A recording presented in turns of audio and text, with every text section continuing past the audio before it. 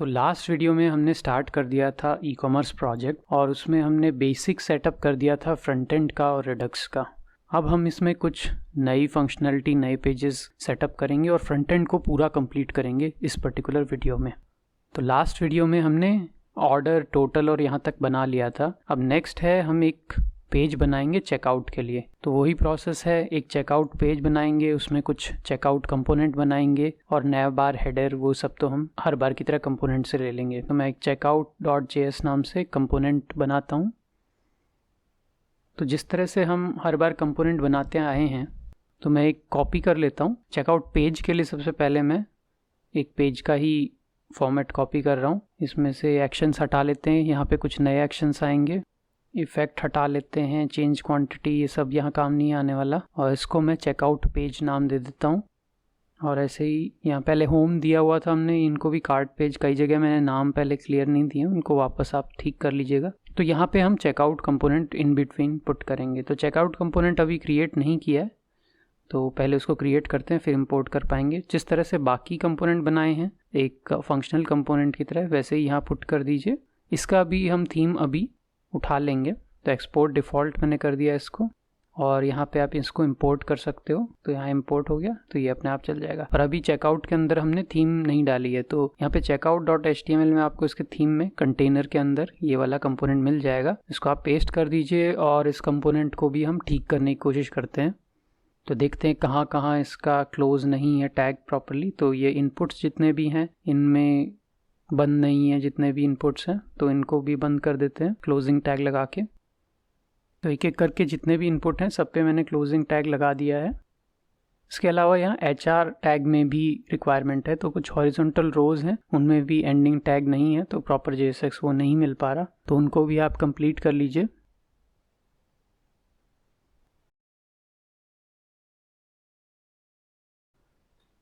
यहाँ पे मैं इसको लिंक कर देता हूँ ताकि आप चेकआउट पेज तक जा पाएँ। तो मैं लिंक बना रहा हूँ, जहाँ ऑर्डर था उसके लास्ट में। तो कार्ट पेज से हम इस पेज तक आ पाएंगे। लिंक इंपोर्ट आप कर लीजिए, और लिंक में मैंने 2 में /checkout दे दिया है। तो ये राउटिंग भी हमको डिफ़ाइन करनी पड़ेगी। तो index.js पेज में जाते हैं, एक और राउट कॉपी कर लेते हैं, और यहाँ पे हम चेकआउट नाम से इसका पाथ दे देंगे और चेकआउट पेज इसका एलिमेंट हो जाएगा। तो यहाँ चेकआउट पेज अपने आप इम्पोर्ट हो गया।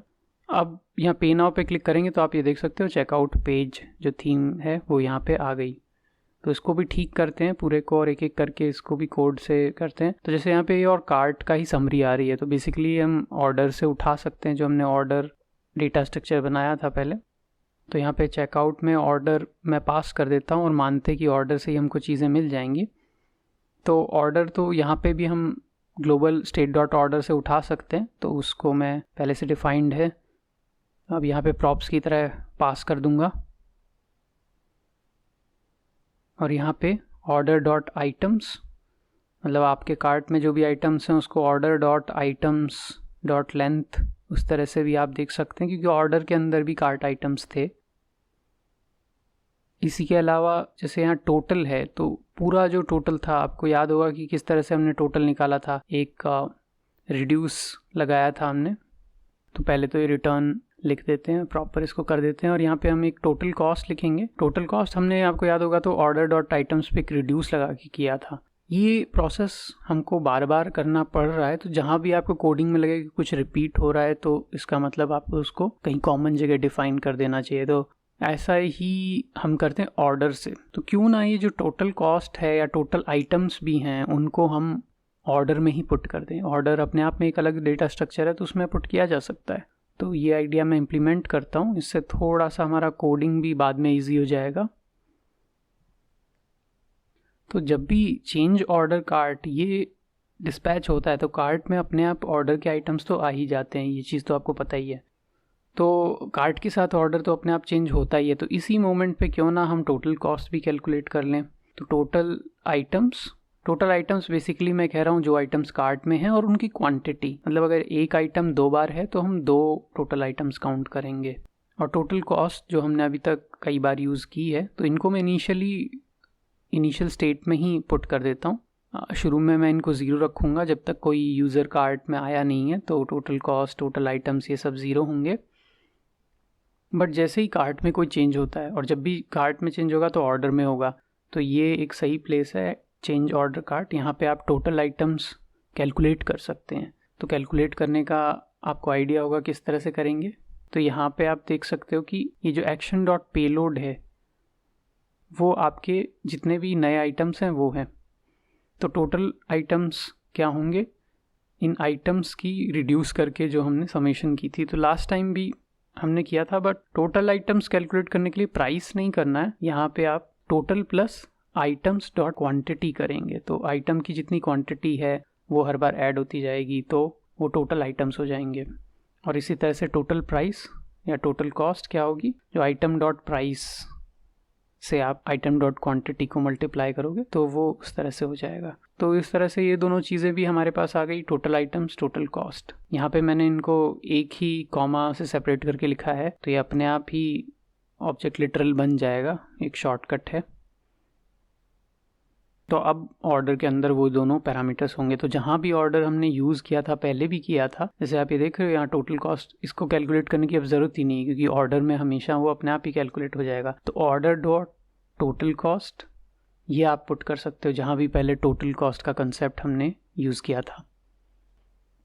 तो मैं रिप्लेस कर रहा हूँ, ये पुराना कार्ट वाला पेज है जो हम ऑलरेडी बना चुके हैं, उसको भी मैं रिफ़ाइन कर रहा हूँ जो नया डेटा है उसके हिसाब से। तो ये काफ़ी ईजी हो गया। यहाँ पे अब मेरे पास एक्चुअली टोटल आइटम्स भी पहली बार आए हैं, तो उसको भी मैं इसमें दिखा देता हूँ, थोड़ा सा और यूज़फुल होगा यूज़र के लिए। तो मैं आइटम्स लिखता हूँ, कितने हैं टोटल आइटम्स। तो अब हमको ये भी पता लगेगा कि हमारे पास टोटल आइटम्स कितने हैं। तो ऐड करते हैं कार्ट में, तो डॉलर हटा लेता हूँ, तो टोटल आइटम्स 2 हैं, क्वांटिटी एक। अब यहाँ पे इस जगह पे आप देख रहे हो 0 to 1, तो ये कुछ गड़बड़ हो गई है क्योंकि स्ट्रिंग में कॉन्कैटिनेशन हो गया होगा। क्योंकि जो क्वांटिटी है जब आप ड्रॉप डाउन से सेलेक्ट करते हो तो बाय डिफ़ॉल्ट एक स्ट्रिंग वैल्यू निकल के आती है। तो हमने कहीं भी ये नहीं लिखा था कि ये इंटीजर है। तो जावास्क्रिप्ट जैसा कि आप जानते ही हैं कुछ भी प्लस कर सकता है, तो उसने उसको प्लस करके स्ट्रिंग बना दिया। तो अब यहाँ पे आप जाओगे तो एक तरीका तो है, इसको इंट में आप पार्स कर लीजिए, किसी तरह से कन्वर्ट कर लीजिए। तो उसके भी काफ़ी तरीके हैं जावास्क्रिप्ट में उसको कन्वर्ट करने के लिए, कि आप इसको इंटीजर बना लें या किसी तरह का डेसिमल बना लें। बट जो बेस्ट तरीका मेरे को लगता है वो है कि आप इसको मल्टीप्लाई कर लें 1 से। मल्टीप्लाई से अपने आप ही चीज़ नंबर में कन्वर्ट हो जाती है और 1 से कुछ इफेक्ट भी नहीं पड़ेगा, जो क्वांटिटी है वही रहेगी। तो इंटू 1 मैं कर देता हूँ। अब इसको ट्राई करके देखते हैं, फिर से ऐड टू कार्ट करते, 2 आइटम आप देख रहे हैं 2 है, और अब देखो आइटम 3 है और अब आइटम 4 है। तो आइटम्स भी सही आ रहे हैं, कॉस्ट भी सही आ रही है। यहाँ आप ऊपर देख रहे हो। तो अब नेक्स्ट पेज में भी वही चेंजेस हम कर देते हैं। तो चेकआउट पेज में चेकआउट कंपोनेंट के अंदर भी अब हम ऑर्डर से चीज़ें उठा लेंगे। तो ये आइटम्स डॉट लेंथ करने की ज़रूरत नहीं है, यहाँ पे आप टोटल आइटम्स पुट कर दें। और यहाँ पे टोटल में मैं डॉलर, जो भी ऑर्डर की टोटल कॉस्ट है, ये भी अब ऑर्डर के अंदर एक ही बार स्टोर हो जाएगी, तो वो यूज़ कर सकता हूँ। और यहाँ पे वो total cost plus the shipping charge और माइनस द डिस्काउंट, तो वो चीज़ तो अभी भी आपको कैलकुलेट करनी पड़ेगी। आप चाहें तो उस चीज़ को भी, ये जो टोटल है इस चीज़ को भी आप स्टोर कर सकते हो ऑर्डर में, ताकि आपको हर बार ना कैलकुलेट करना पड़े। पर अभी के लिए आई एम ओके, मैं उस चीज़ को अभी बार बार लिखने में यहाँ पे आपको दिखा रहा हूँ, बट इसको भी आप स्टोर कर सकते थे। तो यहाँ कार्ट आइटम्स, यहाँ शिपिंग चार्ज, मैं समरी यहाँ पे भी वैसी बनाऊँगा, और लास्ट में डिस्काउंट। तो डिस्काउंट में भी आप ऑर्डर डॉट टोटल कॉस्ट, जो भी टोटल कॉस्ट है उसका हम 10% डिस्काउंट देने वाले हैं।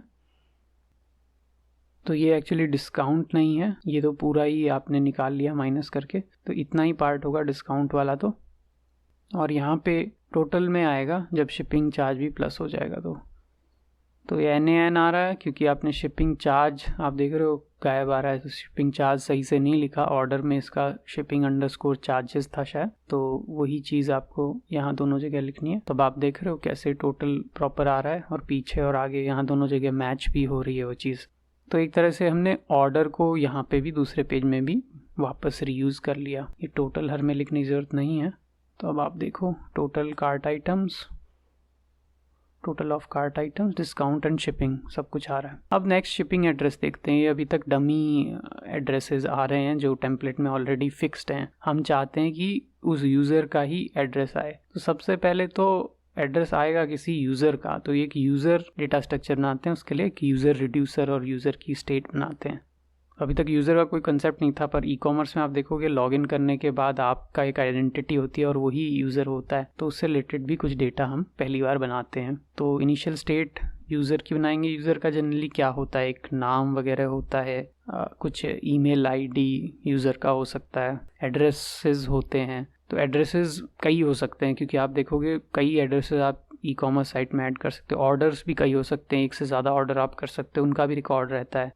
ईमेल होता है ताकि आपको कुछ वो इन्फॉर्म कर सके, फ़ोन नंबर वगैरह भी कई बार होता है। तो ऐसी कुछ प्रॉपर्टीज़ होंगी एक यूज़र की जो आप शुरू में डिफ़ाइन कर सकते हो। मैं यहाँ स्टैटिकली कुछ पुट कर रहा हूँ। अब क्योंकि ये एड्रेस का फॉर्मेट ऐसा है कि जिसमें first name, last name, phone address ये सब है, तो वैसा ही मैं एक एड्रेस इस ऑब्जेक्ट में पहले से बना देता हूँ ताकि थोड़ा सा हमको यूज़फुल रहे। तो इसमें मैंने first name, last name, address 1, address 2, country, state, pin code सब कुछ डिफ़ाइन कर दिया है। तो इससे वो जो एक शिपिंग एड्रेस है वो हमारे पास ऑलरेडी यूज़र का आ जाएगा।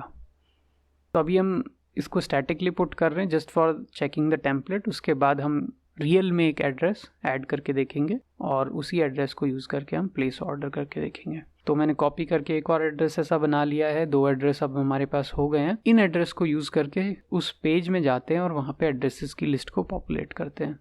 तो यूज़र एड्रेस, यूज़र रिड्यूसर मैंने एक्सपोर्ट कर लिया और यहाँ पे हम उसको यूज़र नाम से इंपोर्ट कर लेते हैं। तो यूज़र नाम से यूज़र रिड्यूसर है, तो स्टेट डॉट यूज़र में पूरी यूज़र की स्टेट आ जाएगी हमारे पास।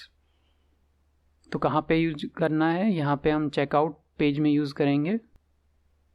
यहाँ पे मैं यूज़र सेलेक्टर से स्टेट डॉट यूज़र से एक्सट्रैक्ट कर सकता हूँ उसकी इन्फॉर्मेशन, और यहाँ पे मैं पूरा यूज़र पास कर देता हूँ एज अ प्रॉप, और चेकआउट में वो प्रॉप को हम ऊपर पुट कर सकते हैं और यहाँ पे हम उसको यूज़ करेंगे। तो ये जो कार्ड आपको दिखाई दे रहा है जिसमें एड्रेस है, इसको हम कार्ड को यूज़र, अभी मैंने ऊपर शायद यूज़र लिखा नहीं, इस वजह से वो ऐसा गड़बड़ हो रहा है, तो यहाँ यूज़र प्रॉप मैं ऊपर पास कर देता हूँ। अब यूज़र में डॉट एड्रेसेस जो था उसमें डॉट मैप, और इसमें आइट्रेट करेंगे हम ईच एड्रेस पे। तो एक एड्रेस आ जाएगा, उसमें हम एक लूप की तरह इस पूरे JSX को एक लूप में डाल देंगे।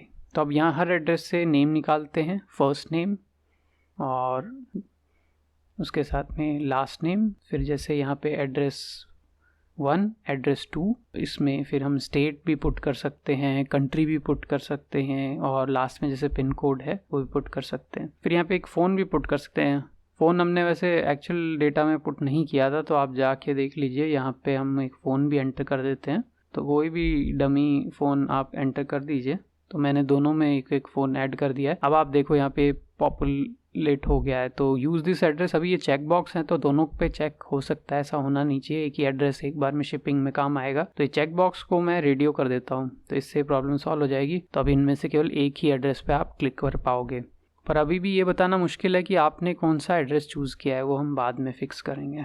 तो नेक्स्ट हम जाके देखते हैं। वैसे पेमेंट वाला जो सेक्शन है वो पूरा डिलीट कर रहा हूँ क्योंकि ये हम अभी यूज़ नहीं करने वाले, सिंपल ई कॉमर्स है, अभी पेमेंट सिस्टम हम नहीं इंटीग्रेट कर रहे। तो ये कंटिन्यू टू चेकआउट जो बटन है, इसी को कॉपी करके मैं एक और बटन बना लेता हूँ और एक एड्रेस ऐड करने का बटन बनाते हैं ताकि नया एड्रेस हम ऐड कर सकें। तो ऐड एड्रेस, और बटन का कलर बटन सक्सेस से मैं अलग कर लेता हूँ, डिफ्रेंशिएट हो जाएगा। थोड़ा सा लेआउट गड़बड़ा गया है हमारी कुछ कट पेस्ट करने से, अब ठीक है, पर बटन्स काफ़ी क्लोज हैं तो मैं एक मार्जिन टॉप दे देता हूँ, तो अब दूर दूर बटन दिखाई दे रहे हैं। तो ऐड एड्रेस बटन से हम चाहते हैं कि ये नया एड्रेस है उससे ऐड हो जो भी हम इसमें टाइप करें। तो पहली बार फॉर्म इनपुट्स भी आ रहे हैं, तो फॉर्म को का डेटा कैसे उठाते थे एक पहले वीडियो में हमने किया हुआ है, बट यहाँ पे हम वापस से सीखेंगे। तो मैं फॉर्म में ऑन सबमिट लगा देता हूँ, तो जब फॉर्म सबमिट होगा तो ये वाला फंक्शन कॉल होगा। तो इसमें हम ऐड एड्रेस नाम का एक फंक्शन कॉल कर लेंगे और उसमें एड्रेस नाम का ऑब्जेक्ट पास कर देंगे। ये अभी हमने डिफाइन नहीं किए हैं दोनों ही। तो लेट एड्रेस सिंपल सा एक ऑब्जेक्ट डिक्लेयर कर देता हूँ मैं। वैसे लेट वगैरह से कुछ भी डिफाइन हमने आज तक किया नहीं है रिएक्ट में, तो हम इसको चेंज करेंगे जस्ट फॉर एग्जांपल। और ऐड एड्रेस मैं ऊपर प्रॉप से लाऊंगा, तो ये ऐड एड्रेस आप यहाँ प्रॉप में पास करोगे जैसा हमेशा हम ऊपर से पास करते हैं फंक्शंस को, और यहाँ पे फंक्शन की डेफिनेशन भी हम लिख देंगे।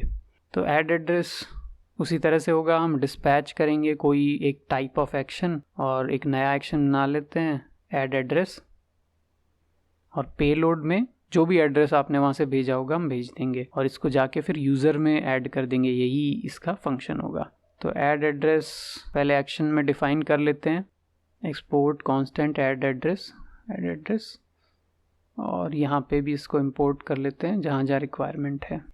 तो ये हमने ऐड एड्रेस लिख दिया। अब वापस पहले चेकआउट पेज पे जाते हैं, कुछ चीज़ें बाकी हैं कि इस ऐड एड्रेस में कुछ कहाँ से आएगा डेटा। तो मैं वैल्यू ये सब हटाता हूँ, वैल्यू आएगी एड्रेस डॉट फर्स्ट नेम, ऐसा मैं कुछ डिफाइन कर रहा हूँ इस ऑब्जेक्ट में। और ऑन चेंज, जब भी आप कुछ टाइप करोगे तो ऑन चेंज कॉल होता है, तो ऑन चेंज पे हम जो भी इवेंट है उसका टारगेट डॉट वैल्यू आपको पता है फॉर्म में उससे ही वैल्यू ली जाती है, तो उसको यूज़ कर लूँगा।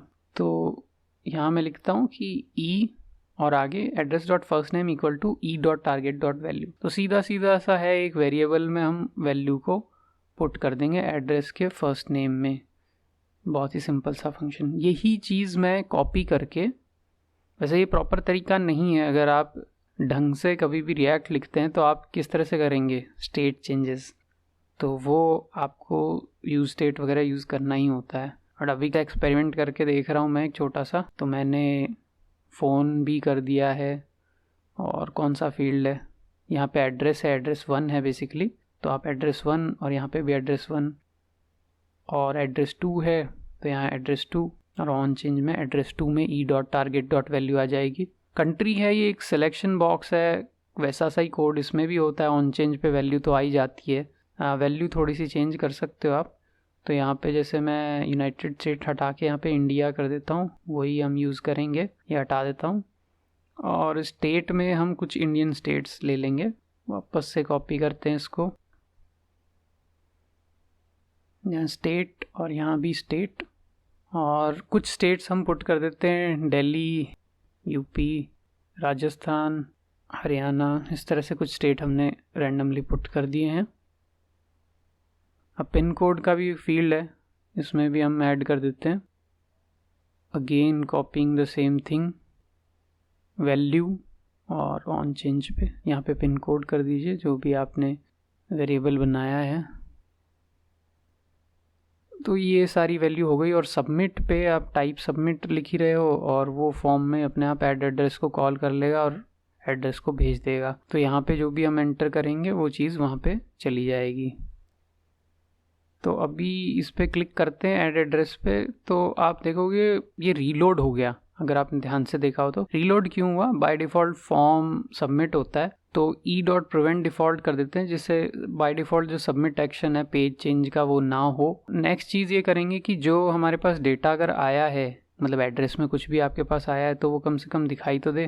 तो यूज़र रिड्यूसर में हम ये, क्योंकि यूज़र में ही एड्रेसेस ऐड होंगे, तो ये ऐड एड्रेस वाला भी स्विच केस एक बना लेते हैं, उठा लेते हैं, इसको कॉपी करते हैं, ऐड एड्रेस। यूज़र में कहाँ पे एड्रेस है, यूज़र में डायरेक्टली डॉट एड्रेसेस था, तो रिटर्न करेंगे, उसमें बाकी स्टेट वैसी की वैसी रहेगी, तो डॉट डॉट डॉट स्टेट, और उसमें एड्रेसेस जो इस स्टेट के अंदर थे, और उसमें क्या है, तो स्टेट डॉट एड्रेस ऐसा कुछ लिखने की ज़रूरत नहीं है, क्योंकि हम जो रिटर्न कर रहे हैं वो ऑब्जेक्ट खुद ही स्टेट होगा, तो उसकी प्रॉपर्टी ही लिखी जाती है। और यहाँ पे हम एड्रेसेस में जितने पुराने एड्रेसेस है वो एज इट इज़ रहेंगे, तो इसको भी dot dot dot state addresses इस तरह से कर लेते हैं, और कॉमा एक्शन डॉट पेलोड, जिसमें कि जो नया एड्रेस है वो आया होगा, तो बस नया एड्रेस यहाँ पे ऐड अप हो जाएगा। तो अब ट्राई करते कि ये काम कर रहा है क्या। तो मैंने इसमें कुछ भी ऐड किया, XYZ ABC phone, new street, UP और pin code something, add address, तो आप देखो यहाँ पे नया एड्रेस आ गया है प्रॉपरली। तो दो पूरे से पहले डमी स्टैटिक एड्रेसेस थे और साथ में एक नया एड्रेस है, ये भी प्रॉपरली यहाँ पे ऐड हो गया है। तो इन तीनों में से अब हम कोई भी एड्रेस को सिलेक्ट कर सकते हैं। अभी भी कुछ प्रॉब्लम है, जैसे आप देखोगे तो ऐड न्यू एड्रेस में अभी भी वैल्यूज़ भरी हुई हैं, देखोगे यहाँ पे वैल्यूज़ क्लियर नहीं हुई। तो एक तो ये चीज़ हटानी है कि ये तीनों वैल्यू क्लियर हो जाए। ये वैल्यू क्लियर क्यों नहीं हुई, क्योंकि फॉर्म में जो वैल्यू थी वो अपने आप क्लियर नहीं होगी।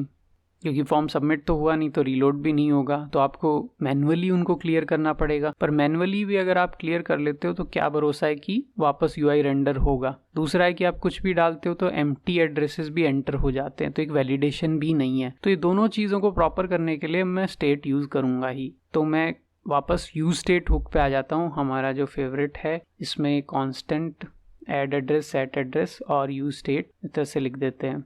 तो अभी तक बस हम एक एक्सपेरिमेंट कर रहे थे, आप शुरू से ही यूज स्टेट हुक ही यूज़ कीजिएगा और इससे एड्रेस और सेट एड्रेस आ जाएगा। इससे आप काफ़ी इजीली वही काम कर सकते हैं। और शुरू में मैं एक ब्लैंक एड्रेस बना लूँगा ताकि रीसेट करना इजी रहे फॉर्म को। तो ब्लैंक एड्रेस में आप फर्स्ट नेम को ब्लैंक लिख दीजिए, लास्ट नेम को ब्लैंक पुट कर दें, फ़ोन को ब्लैंक पुट कर दें। बेसिकली सारे फील्ड जितने भी इस ऑब्जेक्ट में हमने बनाए थे वो सभी को शुरू में ब्लैंक सेट कर दें, ताकि यूज स्टेट में शुरू में जो डिफ़ॉल्ट वैल्यू है मैं इस ब्लैंक एड्रेस को ही पुट कर दूं। तो मैंने सारी प्रॉपर्टीज़ ब्लैंक रख दी हैं, पिन कोड भी ब्लैंक, और यहाँ पे अब मैं ब्लैंक एड्रेस ही पास कर दूंगा। तो ये ऑब्जेक्ट शुरू में ही सब कुछ क्लियर कर देगा। तो जब भी आपका फॉर्म आएगा एकदम एम्प्टी क्लियर होगा। नेक्स्ट ये सब लाइनें चेंज करनी पड़ेंगी। तो आप स्टेट को सीधे नहीं चेंज कर पाओगे, तो आपको सेट एड्रेस करना है। तो सेट एड्रेस में आप जो नई वैल्यू है वो पास करोगे। तो आप कहोगे कि बाकी सब तो वैसे का वैसा रह जाए जो भी है एड्रेस में, और बस फर्स्ट नेम जो है वो e.target वैल्यू जैसा हो जाए। ठीक है, तो जो भी एड्रेस में बाकी चीज़ है वो डॉट डॉट डॉट एड्रेस वैसा रह जाएगा। और ऐसे ही लास्ट नेम, ऐसे ही फ़ोन, एड्रेस 1, ऐसे ही एड्रेस 2, कंट्री और स्टेट।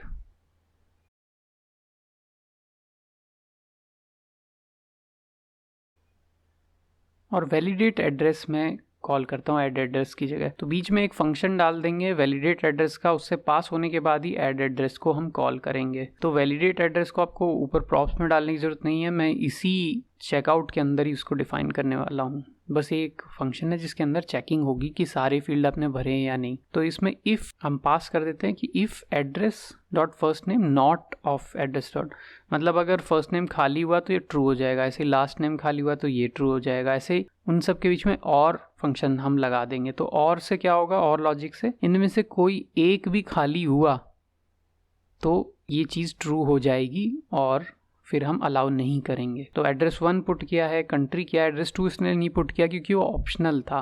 ऐसे कंट्री भी कंपलसरी है, स्टेट भी कंपलसरी है, पिन कोड भी कंपलसरी है, सारे कंपलसरी फील्ड को पुट कर दिया। लास्ट में एक अलर्ट पुट कर देते हैं, वो कहेगा कि एंटर द रिक्वायर्ड फील्ड्स। तो एक छोटा सा वैलिडेशन है, कुछ खास वैलिडेशन हमने किया नहीं। ऐड एड्रेस, तो यहाँ पे ऐड एड्रेस को कॉल हो जाएगा। तो अगर वैलिडेट हुआ एल्स में तो वो आ जाएगा, और सेट एड्रेस में ब्लैंक। तो जैसे एड्रेस नया पास हो गया उसके बाद हम वापस ब्लैंक कर देंगे फील्ड को। तो ट्राई करते हैं, हमारा वैलिडेशन सब कुछ काम कर रहा है नए सेट स्टेट के साथ। तो डेमो यूज़र पुट करता हूँ मैं, कुछ डेटा नया पुट करता हूँ, न्यू स्ट्रीट, एड्रेस 2 में भी कुछ पुट किया, ये पुट किया, और पिन में कुछ पुट किया। अब ऐड एड्रेस किया, ऊपर एड्रेस ऐड हो गया है प्रॉपरली और नीचे फॉर्म भी खाली हो गया है। अगर आप चाहेंगे एक एम्प्टी एड्रेस तो वो अलर्ट आपके सामने आ जाएगा। तो ये वैलिडेशन भी प्रॉपरली चल रहा है। आप देखिए, तो अब इन तीनों में से एक सेलेक्ट कर रहे हैं किसी चीज़ को, तो वो भी हमको कहीं ऐड करना पड़ेगा कि कौन सा शिपिंग एड्रेस हमने चूज़ किया है। तो इसके लिए मैं ये फॉर्मेट चूज़ कर लेता हूँ। पहले मैं यूज़ दिस एड्रेस पे एक फंक्शन लिखूँगा जिसका नाम है सेट एड्रेस। तो ये शिपिंग एड्रेस को सेट करेगा और इसको हम ऊपर पास कर देते हैं प्रॉप्स में, और इसी को यहाँ पे डिफ़ाइन कर देते हैं। यहाँ प्रॉप्स में पास कर देंगे पेज में, और यहाँ पे सेट एड्रेस को डिफ़ाइन कर देते हैं। और उसी की तरह से एक सेट शिप एड्रेस इस तरह से हम बना लेंगे एक नया एक्शन। तो सेट शिप एड्रेस भी एक एक्शन है, यहाँ आप डिफ़ाइन कर दीजिए। तो जो भी एड्रेस आप चूज़ करते हैं वो आपका शिपिंग एड्रेस हो जाएगा, और ये यूज़र या ऑर्डर की प्रॉपर्टी होगी बेसिकली। अभी 2 एरर्स आ रहे हैं, इनका रीज़न बहुत क्लियर है वैसे, मैंने सेट एड्रेस यूज़ कर लिया और सेट एड्रेस इस हुक में भी था। तो आप इसको डिफ्रेंशिएट करने के लिए सेट शिप एड्रेस पुट कीजिए, न कि सेट एड्रेस। तो सेट शिप एड्रेस आगे भी मैं बाहर दूसरे जगह पे भी उसको, ताकि हम समझ सके कहाँ कहाँ शिप एड्रेस है, तो वो सब जगह नाम बदल देता हूँ, कन्फ्यूजन ना रहे। यहाँ सेट शिप एड्रेस और यहाँ पे भी शिप एड्रेस, सब हर जगह मैंने उसको बदल दिया है। अब सेट शिप एड्रेस को हम जाके रिड्यूसर में डिफ़ाइन करते हैं। तो यहाँ अगेन यूज़र रिड्यूसर में सेट शिप एड्रेस, बट ये यूज़र रिड्यूसर में नहीं होगा क्योंकि ये एक्चुअली ऑर्डर की प्रॉपर्टी है। तो ये सारा आप हटा दीजिए, ये ऑर्डर में हमको लिखना पड़ेगा। तो ऑर्डर में जो भी यूज़र ने सेलेक्ट किया वो ऑर्डर में चला जाएगा कि कौन सा एड्रेस इसने चूज़ किया था, उसको हम शिपिंग एड्रेस बोलेंगे। तो सेट शिप एड्रेस और रिटर्न क्या करना है, ऑर्डर की जो एज इट इज़ स्टेट है वो पूरी, तो हम रिस्ट्रक्चर करके डॉट डॉट स्टेट वो तो पुट कर देंगे, बस शिपिंग एड्रेस को ओवरराइट कर देंगे एक्शन डॉट पेलोड से। जो भी नया एड्रेस आया होगा वो शिपिंग एड्रेस में होगा। तो मैं यहाँ पे UI में टेम्पलेट कॉपी कर रहा हूँ एड्रेस का, क्योंकि मेरे को शिपिंग एड्रेस को भी दिखाना है यूज़र को कि मैंने आपका यहाँ पे शिपिंग एड्रेस कॉपी किया है। तो मैं ये टेम्पलेट कॉपी कर लेता हूँ और इस टेम्पलेट को हम एक ऑर्डर के समरी के नीचे पेस्ट कर देंगे और यहाँ पे मैं ऑर्डर से जो एड्रेस आया शिपिंग एड्रेस उससे इंफॉर्मेशन निकालूंगा। तो ऑर्डर डॉट शिपिंग एड्रेस और उसी का फर्स्ट नेम, उसी का लास्ट नेम, उसी का एड्रेस टू, और जितनी भी प्रॉपर्टीज़ हैं एड्रेस में वो सारी मैं उसी से निकालूंगा। ये लास्ट में फंक्शन की कोई ज़रूरत नहीं है क्योंकि हमको यहाँ तो जस्ट डिस्प्ले करना है। तो अभी ये ब्लैंक आ रहा है, तो एक और चीज़ है, जब तक सेलेक्ट नहीं किया हो तो ये ब्लॉक आना ही नहीं चाहिए यहाँ पे। तो इसको भी हम ठीक कर देते हैं। आप कंडीशन लगा दीजिए कि जब तक ऑर्डर डॉट शिपिंग एड्रेस है ही नहीं या उसमें फ़र्स्ट नेम नहीं है या कोई भी क्राइटेरिया लगा सकते हैं, तब तक यहाँ पे नल आए। तो जैसे शिपिंग एड्रेस अभी है नहीं तो यहाँ पे दिख ही नहीं रहा है। जब भी शिपिंग एड्रेस आ गया तो आप यूज़ दिस एड्रेस करते ही ये अपने आप सेलेक्ट हो गया, जॉन डो या फिर जॉन स्मिथ, अपने आप वो सेलेक्ट हो रहा है। तो ये आपको दिख भी रहा है कि आपने इस वक्त कौन सा सेलेक्ट किया हुआ है। और लास्ट में हम कंटिन्यू टू चेकआउट का फंक्शन क्रिएट करेंगे जिससे कि हमारा ऑर्डर प्लेस हो जाए। तो मैं यहाँ पे भी एक फंक्शन डिफाइन करूँगा ऑन क्लिक पे और उसको हम बोलेंगे प्लेसिंग ऑफ ऑर्डर। तो मैं प्लेस ऑर्डर नाम से ये फंक्शन बना लेता हूँ। तो प्लेस ऑर्डर मैंने प्रॉप्स में भी डिफाइन कर दिया, यहाँ प्रॉप्स में मैं उसको पास भी कर देता हूँ ऊपर, और यहाँ उसकी डेफिनेशन जैसे हमेशा क्रिएट करते हैं वो भी हम क्रिएट कर देते हैं। और एक एक्शन टाइप भी बना देते हैं प्लेस ऑर्डर का, और इसको actions.js में भी हम एक कांस्टेंट डिफाइन कर देते हैं। तो वही रिपीटेड प्रोसीजर है, इंपोर्ट कर लिया इस कांस्टेंट को। तो यहाँ पे पेलोड में क्या पुट करना होगा, पेलोड में जो भी ऑर्डर बन के आता है, तो ऑर्डर में क्योंकि अब शिपिंग एड्रेस भी है, सारी आइटम्स इन्फॉर्मेशन भी हैं, तो वो ही हमारा पेलोड होगा बेसिकली। तो उस ऑर्डर को हम कहाँ से लेके आएंगे, वैसे वो हमको टॉप लेवल से भी मिल रहा है अपने आप। अब मैं रिड्यूसर में डिफ़ाइन करूँगा। तो अब देखिए, तो यहाँ ऑर्डर्स में ऑर्डर सेव होता है, तो हम किसी भी यूज़र रिड्यूसर में, क्योंकि यूज़र रिड्यूसर में ही ऑर्डर है, तो प्लेस ऑर्डर कर देंगे। तो बेसिकली सेम जैसे एड्रेस के तरह था, बस एड्रेस की जगह ऑर्डर्स में अब नया ऑर्डर ऐड होगा। तो पुराने ऑर्डर्स स्प्रेड कर लीजिए और उसमें बस एक्शन डॉट पेलोड ऐड कर देंगे। तो सेम स्ट्रक्चर और एक नया ऑर्डर यूज़र में ऐड हो गया है, तो यूज़र के पास एक और ऑर्डर आ जाएगा। तो यही स्ट्रक्चर काम आएगा। इसके अलावा एक छोटा सा डिस्पैच और मैं बनाता हूँ कि जैसे ही ऑर्डर प्लेस हो जाए कार्ट एम्प्टी हो जाए, क्योंकि फिर कार्ट आपका क्लियर हो जाएगा क्योंकि प्लेस हो गया आपका ऑर्डर। तो मैं वो भी बनाता हूँ, पर यहाँ एक छोटी सी कंडीशन उससे पहले पुट कर देते हैं कि if order dot shipping address, तो शिपिंग एड्रेस होने के बाद ही आप वो प्लेस कर पाओगे, वरना तो आपने पहले ही कुछ क्लिक कर दिया तो अलाउड नहीं होगा। तो अलर्ट में आ जाएगा चूज़ अ शिपिंग एड्रेस, तो गलती से अगर आप बिना एड्रेस कर देते हो तो होगा। और अब मैं एम्प्टी कार्ट वाला भी डिस्पैच बना देता हूँ। एम्प्टी कार्ट में कोई पेलोड की ज़रूरत नहीं है, बस एक इवेंट होगा जो कि जाके रिड्यूसर को बता देगा कि अब कार्ट एम्प्टी करना है। तो एम्प्टी कार्ट का भी एक्शन बना लेते हैं। तो एम्प्टी कार्ट किस में यूज़ होगा, तो इसमें आप कार्ट रिड्यूसर पे जाइए, यहाँ ऑर्डर रिड्यूसर पे जाने की ज़रूरत नहीं है। वैसे भी कार्ट रिड्यूसर से ऑर्डर रिड्यूसर डायरेक्टली चेंज होता है, वैसे यहाँ पे नहीं होना चाहिए क्योंकि एम्प्टी नहीं होना चाहिए ऑर्डर डायरेक्टली, बट आप उससे पहले ही ऑर्डर कर चुके हो तो वो इन्फॉर्मेशन तो ऑलरेडी पास हो चुकी होगी। तो एम्प्टी कार्ट, तो आपने कार्ट को एम्प्टी कर दिया, उसके सारे आइटम्स चले गए। तो मैं ऐड कर रहा हूँ कार्ट में कुछ क्वांटिटी चेंज कर रहा हूँ, क्लिक कर रहा हूँ, यूज़ एड्रेस ये वाला एड्रेस यूज़ कर रहा हूँ और कंटिन्यू टू चेकआउट, तो प्लेस कर रहा हूँ ऑर्डर, ऊपर कार्ट में 0 हो गया, तो ऑर्डर प्लेस काम कर गया हो ऐसा मैं मानता हूँ, क्योंकि एम्प्टी कार्ट तो कम से कम दिख रहा है। बट ऑर्डर्स को अभी तक देखने की हमारे पास कोई जगह नहीं है, तो इसका नाम कंटिन्यू चेकआउट की जगह में प्लेस ऑर्डर कर दिया। तो ऑर्डर्स को देखना पॉसिबल नहीं है इस टेम्पलेट में, तो हमको उसके लिए भी कुछ बनाना पड़ेगा। तो यहाँ आप मेन्यू में देखोगे तो माय अकाउंट में यहाँ माय ऑर्डर्स है, तो इसको यूज़ करते हैं और एक इससे लिंक करके एक नया पेज बना लेते हैं जिसमें आप अपने ऑर्डर्स देख पाओगे, एक यूज़र के सारे ऑर्डर्स। तो एक नया कंपोनेंट डिफाइन करते हैं order.js, जिस तरह से हम हमेशा कंपोनेंट्स बनाते हैं, कांस्टेंट ऑर्डर, और उसमें एक टेम्पलेट डिफाइन कर देंगे। यहाँ इसका कोई टेम्पलेट है नहीं वैसे थीम में ऑलरेडी, तो मैं जो कार्ट का टेम्पलेट है वही कॉपी कर लेता हूँ, क्योंकि कार्ट में भी बेसिकली आइटम्स दिखते थे, तो वही चीज़ मैं वापस से यहाँ पेस्ट कर लेता हूँ। तो थोड़ा सा उसको मॉडिफाई कर लेंगे हमारे हिसाब से। तो जैसे ऑर्डर वाला साइड कॉलम नहीं चाहिए, तो फुल लेंथ में हमको केवल आइटम की लिस्ट चाहिए, इसको हम ऑर्डर बोल देते हैं कार्ट की जगह कंपोनेंट को। ऑर्डर की ज़रूरत है, चेंज क्वांटिटी की तो ऑब्वियसली ज़रूरत नहीं है, हम यहाँ कुछ चेंज नहीं कर सकते, ऑर्डर हो चुका है।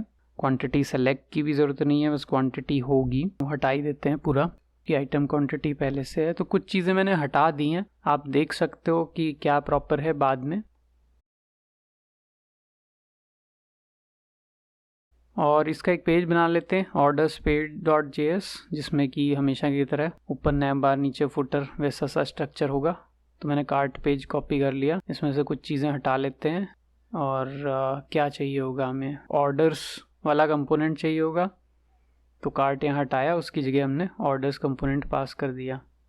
और इसमें कार्ट आइटम्स तो कार्ट आइटम्स हो जाएंगे और ऑर्डर एज ए ऑर्डर वापस पास हो जाएगा। आई थिंक ये चीज़ काफ़ी पहले से, क्योंकि हमने ऊपर वो दोनों यूज़ सेलेक्टर लगा रखे हैं, तो यूज़ कर लेते हैं। और यूज़र भी हमने यहाँ नीड होगी, क्योंकि यूज़र के ही तो ऑर्डर्स हमको रिपीट करने हैं। तो यूज़र.ऑर्डर्स मैप करते हैं और एक ऑर्डर पे आइटरेट करते हैं इस वाली चीज़ को। तो एक ऑर्डर नहीं होगा, कई सारे ऑर्डर्स होंगे। तो ये पूरा जो एक तरह से कार्ट का स्ट्रक्चर था वो हमको रिपीट में डालना पड़ेगा, जो अब ऑर्डर का स्ट्रक्चर है। और इसी ऑर्डर से हमारे आइटम्स आएंगे, इसी ऑर्डर से हमारा ऑर्डर आएगा। तो ऑर्डर में किस तरह से था, एक बार मैं स्ट्रक्चर चेक कर रहा हूँ। ऑर्डर में, ऑर्डर के अंदर सीधे आइटम्स थे, तो जैसे यहाँ ऑर्डर है यूज़र के अंदर वो तो सही है, और एक ऑर्डर के अंदर आइटम्स होते हैं। तो ये स्ट्रक्चर याद रखते हुए इसी तरह से हम वो लूप बनाते हैं। तो यहाँ ऑर्डर आइटम्स में order.items, और साइड वाले ऑर्डर में तो as it is order pass करना ठीक ही है। तो यहाँ आप कंफ्यूज मत हो जाइएगा, क्योंकि टॉप पे भी हमने एक ऑर्डर कॉल किया हुआ है यूज़ सेलेक्टर से, वो वाला ऑर्डर का शायद कोई अभी पर्पज़ है नहीं, क्योंकि हम तो यूज़र के ऑर्डर्स में आइटरेट कर रहे हैं, वो हमने अननेसेसरी ऊपर डिफाइन रहने दिया। तो अभी माई ऑर्डर्स पे क्लिक करने, लिंक तो है नहीं, तो कुछ एरर्स आ रहे हैं, तो नैव बार में जाके ठीक कर देते हैं कंपोनेंट को। और तो नैव बार में गए हम, तो यहाँ पे सर्च करते हैं, ये माई ऑर्डर्स है, तो एक लिंक जैसे मैं हमेशा बदलता हूँ, और href की जगह मैं 2 में पुट कर देता हूँ, /my orders नाम से अभी पाथ बना देते हैं। ये राउट अभी डिफाइन नहीं है, हम डिफाइन करेंगे, और यहाँ पे हम लिंक पुट कर देते हैं। तो देखते हैं चलेगा। उससे पहले राउटिंग भी डिफाइन कीजिए। तो index.js यहाँ से कॉपी किया as it is my orders, और यहाँ पे माई ऑर्डर्स पेज जो हमने ऑर्डर्स पेज नाम से बनाया है। तो क्या ऑर्डर्स पेज हमने बनाया नहीं है, तो इसको फ्रॉम इंपोर्ट कर लेते हैं, पेजेस ऑर्डर पेज। इसका नाम हमने कार्ट पेज ही रख रखा है, इसलिए वो इंपोर्ट नहीं हो रहा था। तो यहाँ पे आप ऑर्डर पेज कर दीजिए।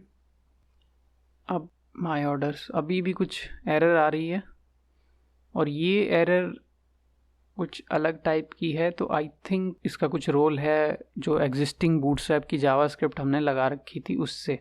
तो यहाँ पे जाते हैं और ये डेटा बीएस रिलेटेड जो भी टैग्स हैं, एट्रीब्यूट्स हैं, हटा देते हैं। तो अब देखते हैं, इस पर क्लिक करते तो कुछ खाली पेज जैसा, और /my orders पे तो मैं आ गया हूँ, लेकिन कंपोनेंट में मेरे को मेरे ऑर्डर्स दिखे नहीं। हो सकता है अभी मेरे कोई ऑर्डर्स हो भी ना। तो मैं ऐड टू कार्ट करता हूँ कुछ आइटम, फिर पे नाउ करता हूँ यहाँ पे, और प्लेस ऑर्डर करता हूँ। अब माई ऑर्डर्स पे जाता हूँ, तो अब मेरे को एक आइटम दिख रहा है मेरे ऑर्डर का।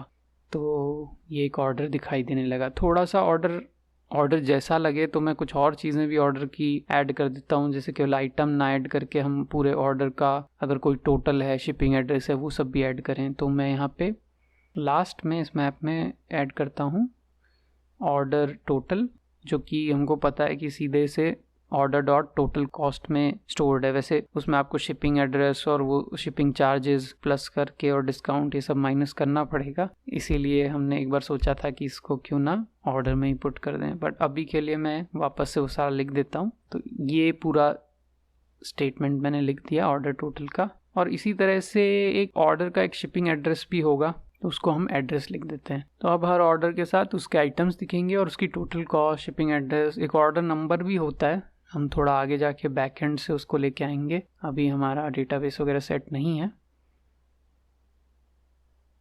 तो वैसे ही first name, last name, shipping address में एड्रेस 1, एड्रेस 2 भी हो सकता है, स्टेट, कंट्री, वो सारी चीज़ें आप यहाँ पे पुट कर दीजिए। तो ऑर्डर टोटल आ गया, एड्रेस आ गया। थोड़ा सा लेआउट गड़बड़ है, अब चाहे तो थोड़ा सा इसमें मॉडिफिकेशन कर सकते हैं।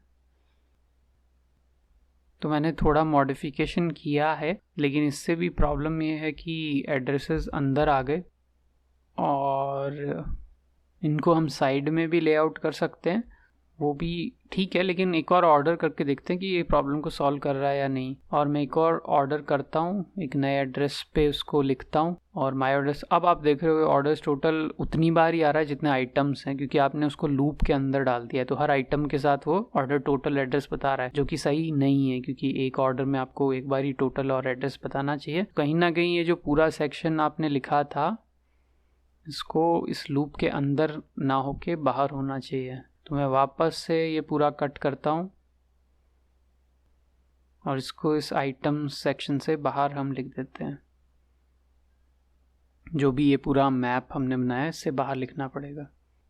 तो अभी ये बाहर तो दिख रहा है, थोड़ा सा लेआउट अभी वापस ख़राब हो गया है। इसको मैं एक लाइन में करने की कोशिश करता हूँ। यहाँ जो कॉल 4 आपने लिखा हुआ है, उसकी वजह से ये थोड़ा सिकुड़ा हुआ है। पहले तो ये पैराग्राफ हटा देते हैं, दोनों के बीच से गैप हट जाएगा।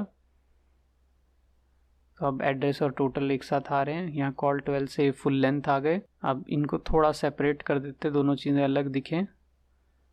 तो मैं इनके बीच में एक ये बार पुट कर देता हूँ, थोड़ी स्पेसिंग आ गई। ऑर्डर टोटल और एड्रेस को मैं बोल्ड कर देता हूँ।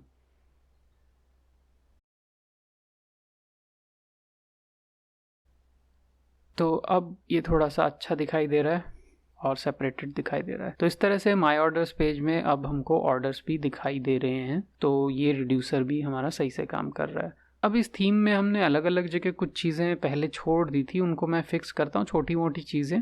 पहली चीज़, जैसे मैं माय ऑर्डर्स पेज का नाम लिख देता हूँ, ये पता नहीं लग रहा है कौन सा पेज है। तो कहाँ लिखना चाहिए? अंदर लूप में बिल्कुल ही नहीं, क्योंकि वहाँ कई ऑर्डर है। तो आपको ऑर्डर्स के बाहर लिखना होगा लूप में एकदम। माय ऑर्डर्स अंदर वाला सेव कर दीजिए। तो माय ऑर्डर्स पेज अब दिखाई दे रहा है कि ये माय ऑर्डर्स का पेज है। एक बार खुलने के बाद H2 पुट करके देखते हैं, कुछ और छोटा वो दिखाई दे। तो माय ऑर्डर्स यहाँ पे हो गया पेज का नाम। यहाँ पे जो नेक्स्ट, यहाँ पे जो प्रोडक्ट लिस्ट में हमने एक बार रेटिंग्स छोड़ दी थी, आपको याद हो तो हमने बाद में कहा था कि हम स्टार ठीक कर देंगे। तो ये चीज़ भी अभी तक का रिमेनिंग है, तो इसको भी मैं क्विक फिक्स करता हूँ इसका। तो जितनी बार स्टार है, मतलब रेटिंग अगर आपकी 4 है तो 4 बार ये रिपीट होना चाहिए। तो ये आप एक एरे से इजीली कर सकते हैं। आप एक एरे बना लीजिए और एरे की लेंथ उतनी होगी जितनी आपकी रेटिंग है। तो ये ट्रिक को करने के लिए आप सीधे एरे कंस्ट्रक्टर यूज़ कर सकते हैं।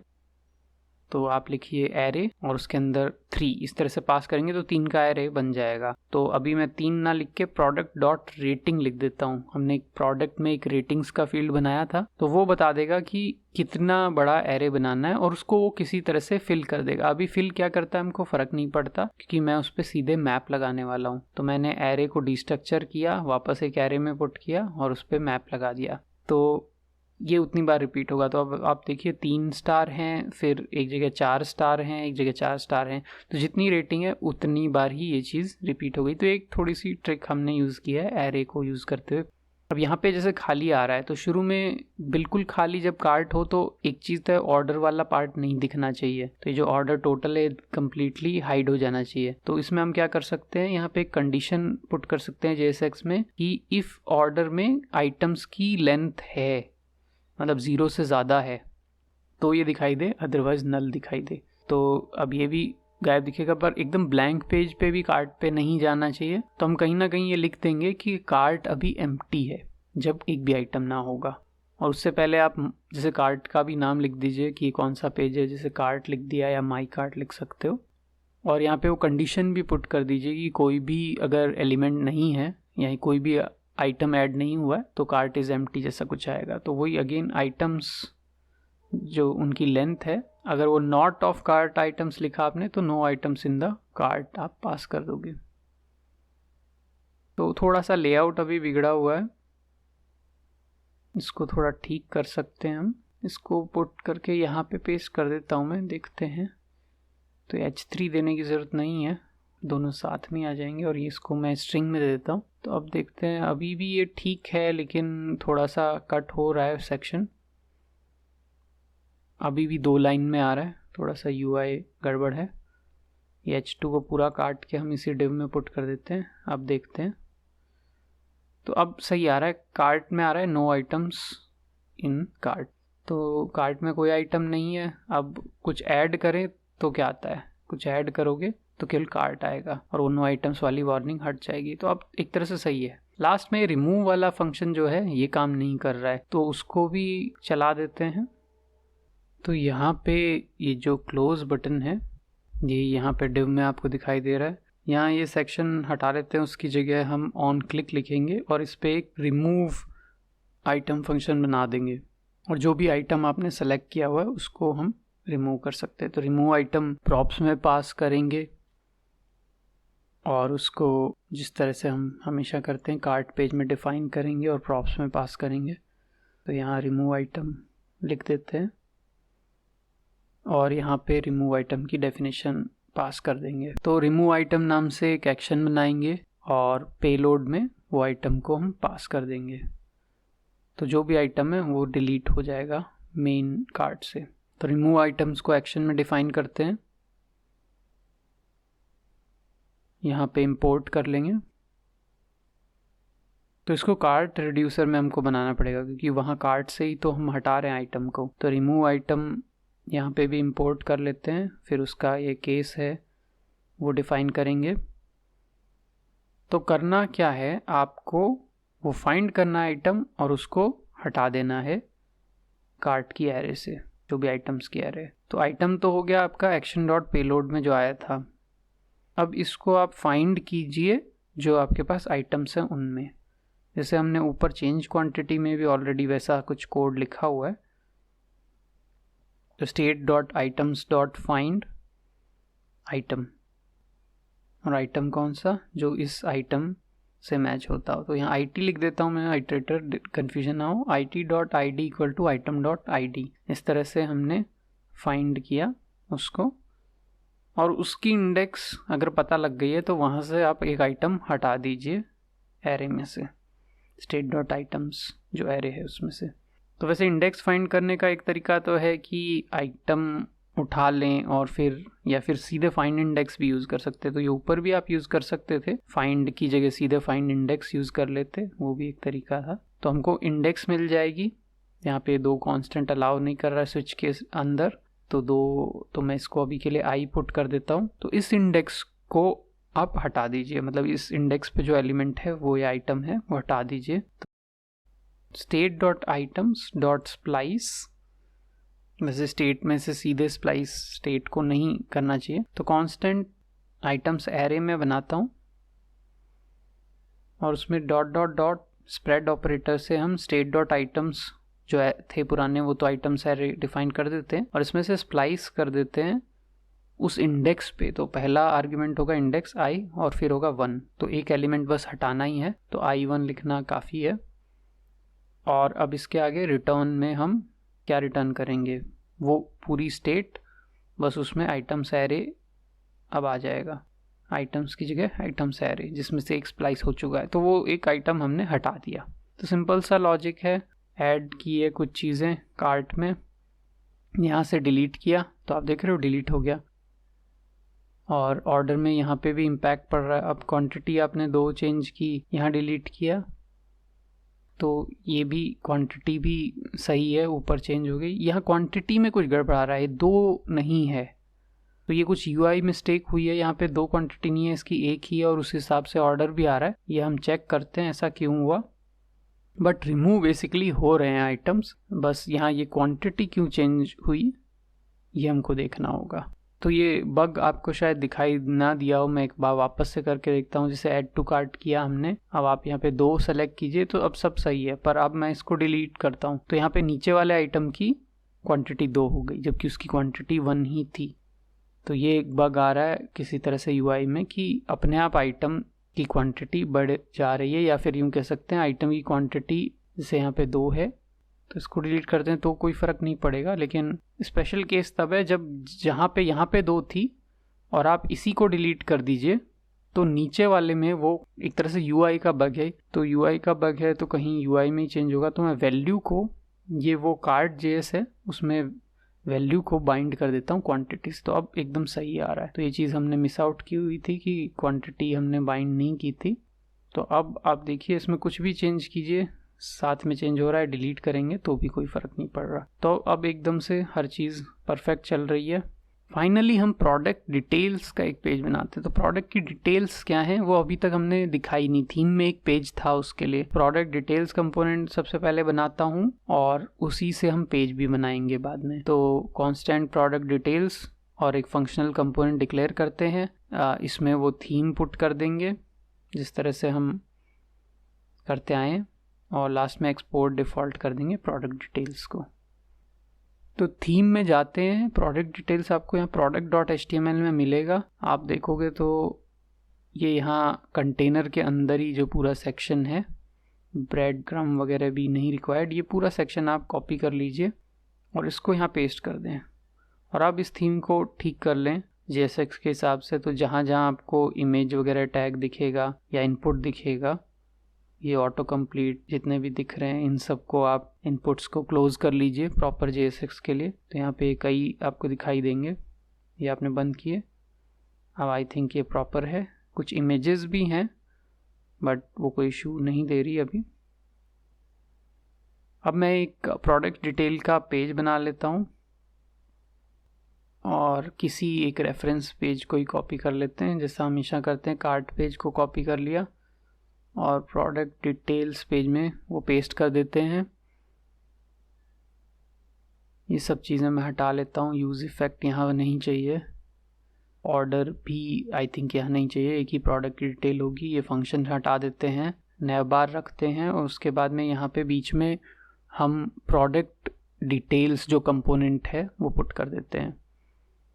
यूज़ इफ़ेक्ट हटा लेते हैं। तो अभी हमने काफ़ी चीज़ें हटा ली। अब इसको चला के देखते हैं। पहले उस तक पहुंचने के लिए हमको एक राउटिंग की रिक्वायरमेंट होगी। तो मैं एक राउट बनाता हूं और उसमें लिख देता हूं प्रोडक्ट्स, बट प्रोडक्ट केवल एक नहीं है, ये भी इशू होगा। तो अभी मैंने यहाँ प्रोडक्ट डिटेल्स पेज कर देता हूँ इसका नाम, और यहाँ पे भी एक्सपोर्ट डिफ़ॉल्ट कर देता हूँ तो ये इजीली इंपोर्ट हो जाएगा। यहाँ पे प्रोडक्ट डिटेल्स पेज इंपोर्ट हो गया। तो अब /प्रोडक्ट पे जब भी आप जाओगे तो प्रोडक्ट डिटेल पेज पे चले जाओगे, जो कि एक अभी स्टैटिक पेज है वैसे। तो कहाँ से हम जा सकते हैं प्रोडक्ट डिटेल पेज पे? जब आप प्रोडक्ट के ऊपर क्लिक करते हो उसकी फ़ोटो वगैरह पे या उसके कार्ड पे, तो जैसे on click go to product details पहले से ही हमने एक फंक्शन बना रखा था इस थीम में, बट इस फंक्शन को प्रॉपर रिएक्ट फंक्शन बनाते हैं और जैसे एरो फंक्शन वगैरह से हम जिस तरह से पास करते हैं वैसे इसको करते हैं। तो प्रोडक्ट इमेज पे जब भी आप क्लिक करोगे तो गो टू प्रोडक्ट डिटेल्स पे आप चले जाओगे। तो वैसे यहाँ पे इमेज पे ना करके मैं एक लिंक बना देता हूँ और वो इजी है, और इमेज के को लिंक के अंदर कंटेंट की तरह पुट कर देता हूँ। इंपोर्ट कर लेते हैं लिंक को रिएक्ट राउटर डोम से और उसमें 2 पुट कर देंगे। लिंक में जैसे 2 होता है href की जगह, तो 2 अभी मिसिंग है तो उसकी वजह से आई थिंक एरर आ रहा है।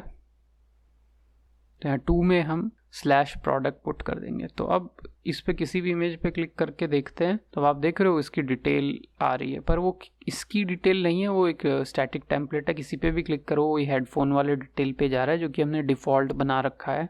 तो अब कुछ ऐसा करना होगा कि जिस प्रोडक्ट पे क्लिक करें उसकी ही डिटेल आए, यानी हमको डायनेमिक करना होगा प्रोडक्ट डिटेल कंपोनेंट को भी प्रॉप्स वगैरह पास करके। थोड़ा सा मैं इसका ऊपर मार्जिन करता हूँ, थोड़ा सा ये प्रॉपर लगेगा उससे। तो प्रोडक्ट डिटेल में क्या क्या पास कर सकते हैं, सबसे इंपॉर्टेंट चीज़ है वो प्रोडक्ट पास करें। तो मैं प्रोडक्ट प्रॉप नाम से पास करता हूँ। इसमें अगर प्रोडक्ट हमने पास कर दिया सही तो प्रोडक्ट के अंदर ही तो सारी चीज़ें हैं, इमेजेस हैं डिफरेंट काइंड ऑफ, और बाकी डिटेल्स भी है। तो ये प्रोडक्ट हम कहाँ से लाएं? तो प्रोडक्ट वैसे हमारे पास प्रोडक्ट लिस्ट पे तो है, तो मैं इसका यूआरएल थोड़ा सा चेंज करके प्रोडक्ट की आईडी पास करता हूँ और एक कॉलन पास कर रहा हूँ। अगर आप राउटिंग में हमारे पुराने वीडियो देख चुके हैं तो उसमें पता होगा कि कॉलन के आगे जो पास होता है वो एक वेरिएबल होता है, यानी आप पाथ में प्रोडक्ट स्लैश कुछ आईडी अलग अलग पास करेंगे। तो जैसे मैं यहाँ पे प्रोडक्ट और यहाँ पे आप देख रहे हो लिंक टू को कैसे चेंज कर रहा हूँ, प्रोडक्ट की आईडी पास करूँगा। तो एक तरह से हर प्रोडक्ट पे जब क्लिक करोगे तो अलग अलग यूआरएल क्लिक होंगे, उसकी आईडी ऐड हो जाएगी प्रोडक्ट स्लैश के आगे। और प्रोडक्ट्स एक यूज सेलेक्टर मैं ऊपर पुट करता हूँ, इससे मेरे पास सारे प्रोडक्ट्स मैं एक्सेस कर सकता हूँ। अभी तक हमको ज़रूरत नहीं पड़ी थी कहीं प्रोडक्ट्स को एक्सेस करने की, और पहली बार हम यहाँ पे यूज़ कर रहे हैं। और इसमें से एक प्रोडक्ट को अगर निकालना है तो अगर हमको इंडेक्स पता हुई कि कौन सी इंडेक्स या कौन सी आईडी हमारे पास है, तो हम फाइंड पी, मैं आइटरेटर यूज़ कर रहा हूँ प्रोडक्ट्स में, आईडी इक्वल टू जो भी आईडी हमको वहाँ से मिली यूआरएल से। पर वो यूआरएल वाली आईडी हम एक्सेस कैसे करें, ये प्रोडक्ट डॉट आईडी, क्योंकि ये तो दूसरे पेज पे है। तो एक बार चेक करते हैं, यहाँ पे जो रिएक्ट राउटर डोम का डॉक्यूमेंटेशन था वहाँ पे भी ऐसे कॉलन वाले वेरिएबल पैरामीटर्स दे रखे हैं। तो इनको एक्सेस अगर आपको करना है तो आपको एक हुक दिया हुआ है इसमें जिसका नाम है यूज पैरम्स, तो उसको यूज़ कर सकते हैं। तो यूज़ पैरम्स से आप जो पैरामीटर पास कर रहे हैं यूआरएल में, जो कॉलन वाले पैरामीटर हैं, उनको यूज़ कर सकते हो। तो यहाँ पे मैं इसका नाम प्रोडक्ट आईडी दे देता हूँ पैरम का। वैसे हमने वहाँ आईडी दिया था तो उससे मैच होना चाहिए, तो वहाँ भी ठीक करना पड़ेगा। तो यूज़ पैरम्स को आप रिएक्ट राउटर डोम से यहाँ इंपोर्ट कर लीजिए। तो प्रोडक्ट आईडी पैरम्स का नाम नहीं है, पैरम्स का नाम वही होता है जो यहाँ होता है। तो मैं यहाँ प्रोडक्ट आईडी लिख देता हूँ। अब हमको पता रहेगा कि क्या पैरम पास किया गया है कॉलन के आगे, तो वो उससे अगर मैच होता है तो हमारे पास यहाँ प्रोडक्ट आ जाएगा। तो एक बार वापस जाते हैं। अब आप देखो किसी प्रोडक्ट के ऊपर हॉवर कर रहा हूँ तो नीचे देखो यूआरएल क्या आ रहा है, प्रोडक्ट 1, प्रोडक्ट 2, प्रोडक्ट 3। ऊपर क्लिक करता हूँ तो प्रोडक्ट 1 आ गया। अभी सारी फ़ोटो वगैरह नहीं आई है, कुछ गड़बड़ है, पर सोनी WMX हेडफोन इस तरह से कुछ आ रहा है। सब में अभी सोनी WMX ही आ रहा है क्योंकि कहीं ना कहीं हमने अभी पॉपुलेट नहीं किया है। मतलब प्रोडक्ट अगर पास भी कर दिया आपने तो प्रोडक्ट की चीज़ों को आपने पॉपुलेट कहाँ किया है। तो प्रोडक्ट डिटेल्स वाले कंपोनेंट में जाइए और वहाँ थोड़ा सा चेंज कीजिए। पहले तो प्रॉप जो आपने पास की थी ऊपर प्रोडक्ट की, पहले तो मैं यहाँ स्लैश इमेज ले आता हूँ, एब्सोल्यूट पाथ चाहिए होगा यहाँ पे हमको। तो प्रोडक्ट लिया है और यहाँ पे इन चीज़ों को मैं वेरिएबल फॉर्म में लिख देता हूँ। तो जैसे यहाँ पे मैं प्रोडक्ट का नेम पास कर देता हूँ, यहाँ पे प्रोडक्ट की कैटेगरी पास कर देता हूँ, यहाँ पे प्रोडक्ट का प्राइस पास कर देता हूँ। फिर कलर है, कुछ चीज़ों में कलर होगा, किसी में कलर नहीं होगा। तो अब आप देखो एप्पल वॉच 2, स्मार्ट वॉच, ये वैसे कैटेगरी ऊपर कर देते हैं, वो हमारे टेम्पलेट के हिसाब से सही है। तो स्मार्ट वॉच, एप्पल वॉच, और इमेज को भी चेंज कर दीजिए। तो इमेज में आपके पास 2 तरह की इमेजेस हैं वैसे, एक मेन इमेज और 3 साइड इमेजेस। तो यहाँ पे इमेजेस में आपको पास करना होगा, इमेजेस का एक एरे था आपको याद हो तो प्रोडक्ट डेटा स्ट्रक्चर में। तो प्रोडक्ट इमेजेस में 0, 1 और 2 3 इंडेक्स हैं, वो तीनों आप पास कर सकते हो। तो अब पहली बार हम वो इमेजेस काम में लेने वाले हैं।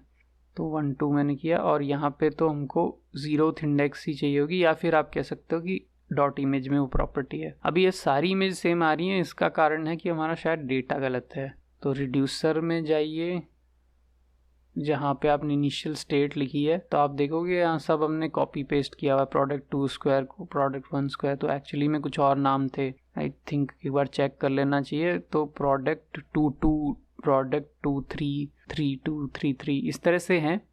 तो वही सही कर दीजिए 2 2 2 3 इस तरह से। अब आप देखोगे रीलोड करें तो ये यहाँ पे अब सही 3 अलग अलग इमेजेस आ रही हैं। तो बाकी डेटा भी आप सही कर लीजिएगा। और ये SML इस तरह से, ये चीज़ें अभी मैंने डायनेमिक नहीं की हैं, इनको भी ठीक करते हैं।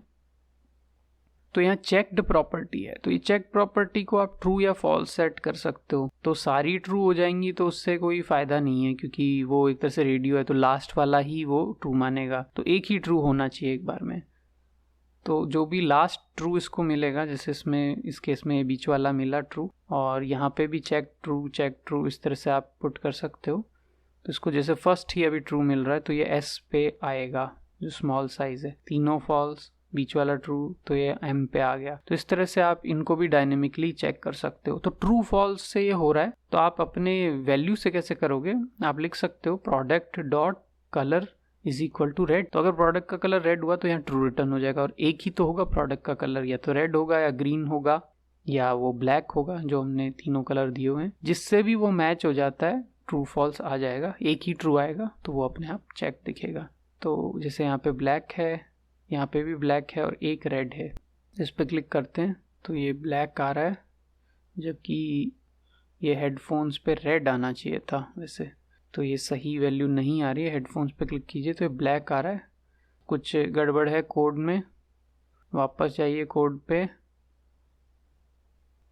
तो यहाँ साइज में वैसे डबल इक्वल आएगा, और ऊपर भी यही गड़बड़ थी शायद, ये डबल इक्वल आना चाहिए इसको इक्वालिटी चेक करने के लिए। तो यहाँ पे भी आप देखोगे ये डबल इक्वल आने चाहिए हर जगह, इस वजह से ही वो प्रॉपर्टी सही आएगी। तो ये S आ गया अपने आप।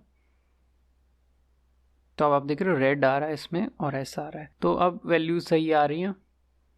तो एक तरह से ये भी पार्ट चल गया।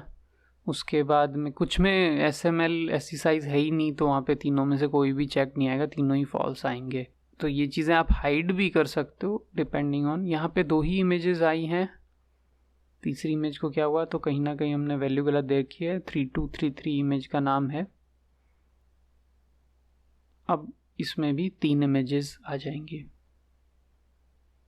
तो नेक्स्ट ऐड टू कार्ट, तो इसमें भी ऐड टू कार्ट है, फंक्शनलिटी वही होगी कि कार्ट में चीज़ ऐड हो जाए, तो कुछ भी नहीं चेंज करना है, वही ऐड टू कार्ट जो हमने पहले बनाया था और वही एक्शन भेज देना है। तो ऑन क्लिक डिफाइन करते हैं और उस पर हम ऐड टू कार्ट, एक और ऐड टू कार्ट बना लेते हैं। तो ये वो add to cart same function नहीं है, यहाँ पे हमको वापस से एक ऐड टू कार्ट डिफाइन करना पड़ेगा। अगर आपको रिपीटेड लग रहा है तो कहीं ग्लोबली डिफाइन कर सकते हो, बट अभी के लिए जस्ट अवॉइडिंग दैट, और हम यहाँ पे एक ऐड टू कार्ट यूज़ कर लेते हैं।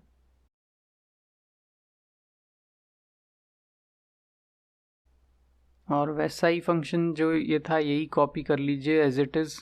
डिस्पैच में तो सेम इवेंट जाना है और वही आपको इंपोर्ट करना होगा ऐड टू कार्ट। और रिड्यूसर तो बिल्कुल सेम ही एक्शन पे सेम ही चीज़ करेगा, तो कुछ भी बदलेगा नहीं। तो इसको ट्राई आउट करते हैं। ऐड टू कार्ट पे क्लिक करके देखिए और यहाँ कार्ट आ जाएगा, इस पे जाओगे तो ये यहाँ पे एक 1 क्वांटिटी आ गई। तो ऐड टू कार्ट भी आपका परफेक्टली वर्क कर रहा है। डिटेल्स हैं नीचे, डिटेल्स भी हैं अकॉर्डियन में, वो सब भी आप फिलअप कर सकते हो। अभी हम उसमें ज़्यादा इंटरेस्टेड नहीं है। बाकी आपका पूरा फंक्शन प्रॉपरली चल गया है।